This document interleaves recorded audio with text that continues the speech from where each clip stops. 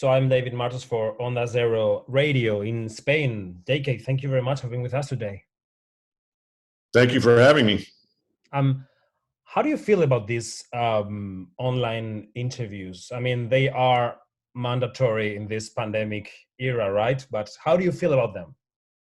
I'm not a fan. I'd rather be sitting in a room with you, but at least we have the technology where we are able to do this. So better than nothing. Yeah, of course.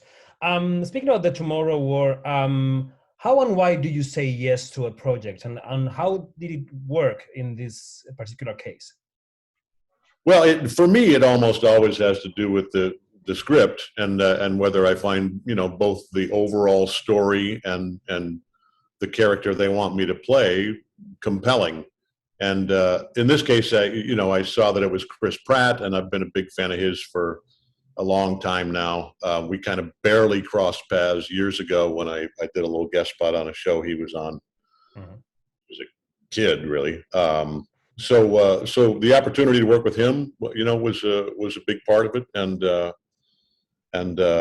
challenge of trying to get to the gym and look like I could genetically possibly be his father was another part of the challenge. And then once I read the script, that cemented the deal, because it's a great story, and works on all levels. Both the big major action movie kind of level, but more importantly for me as a character actor, all the relationships with Chris and his wife and daughter, and with me and with the team that is assembled it's a great story about humanity, really about humanity coming together. And what about the director? Is that a factor that you take in account in order to say yes to a movie?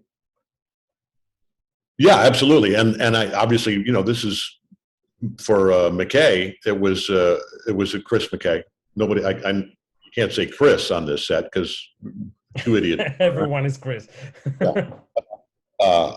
But I mean, obviously, I knew he had the sensibilities, and the comic sensibilities, which is, as with all good dramatic movies, the comedy is not all, many.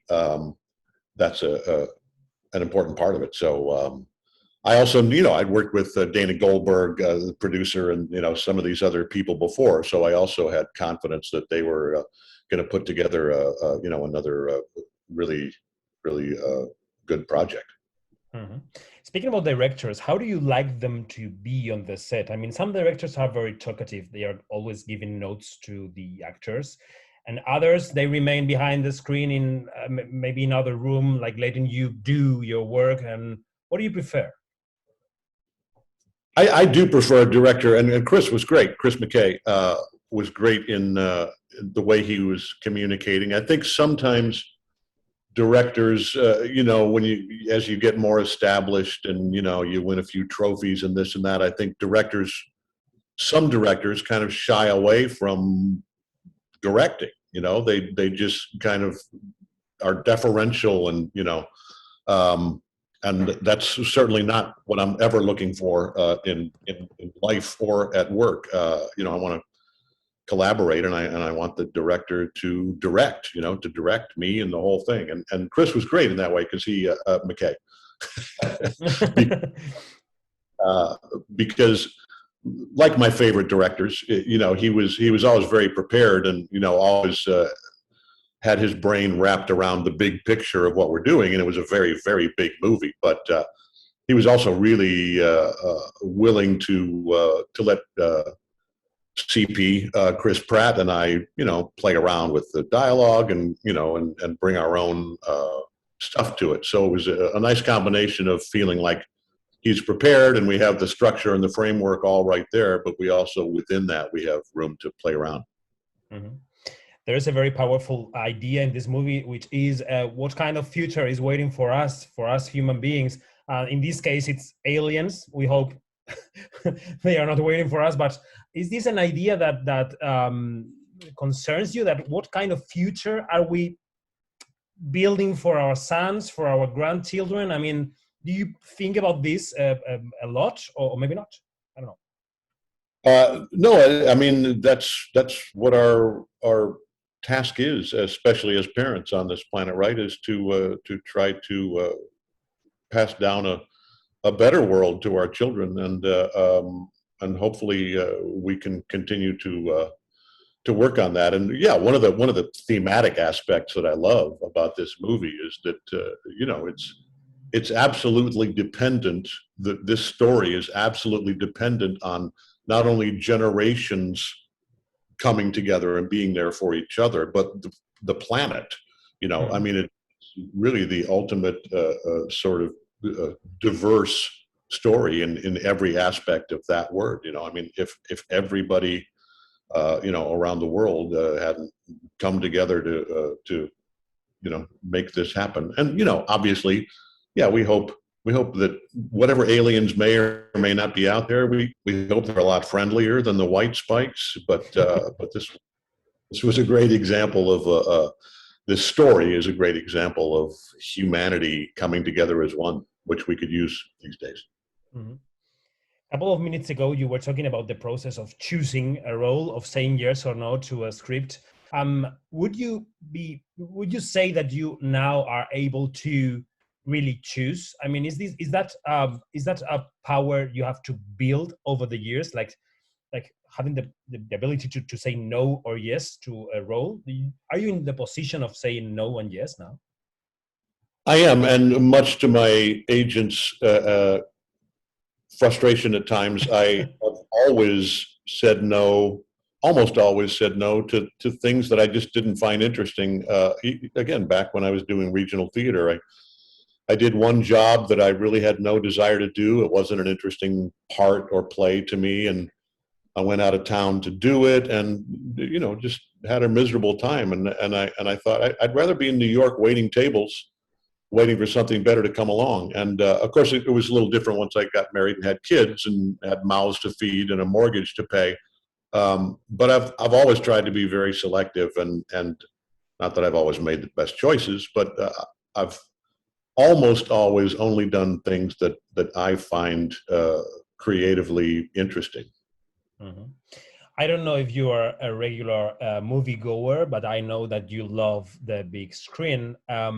This movie is going to be premiered on Amazon, and there's an ongoing debate between the screening rooms, the cinemas that are struggling to keep their doors open, and the platforms who have provided us with content and work for technicians and for actors during the pandemic, right?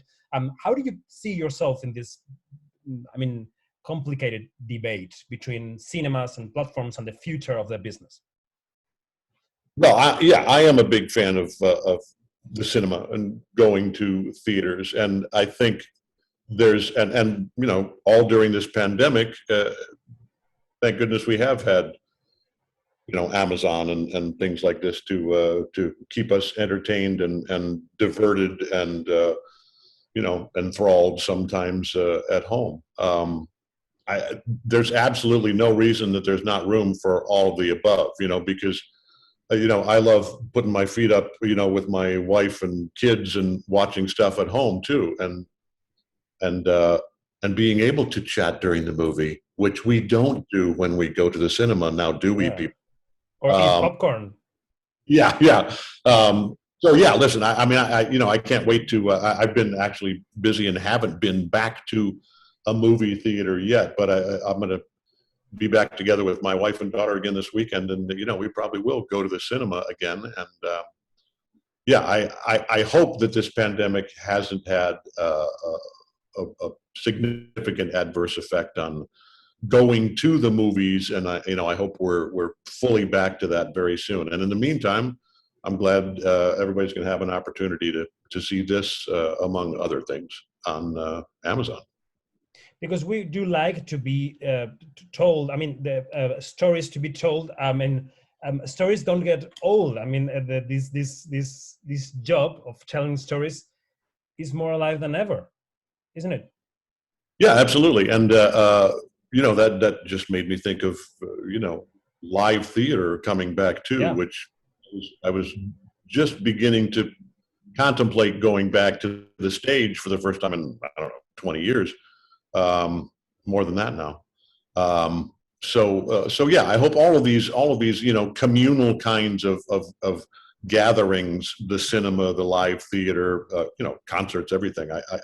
I think all of that is coming back soon. And by the way, if you're not vaccinated, please do so we can all do that again. Yeah, of course. I will. When I'm allowed to here in Spain, I will. Of course, I will. And my last question, JK, is what are you working on right now? I mean, are you shooting any movies right now? Yeah, I'm actually doing a show for Amazon right now. It feels like I'm a contract player for Amazon, like the old school way.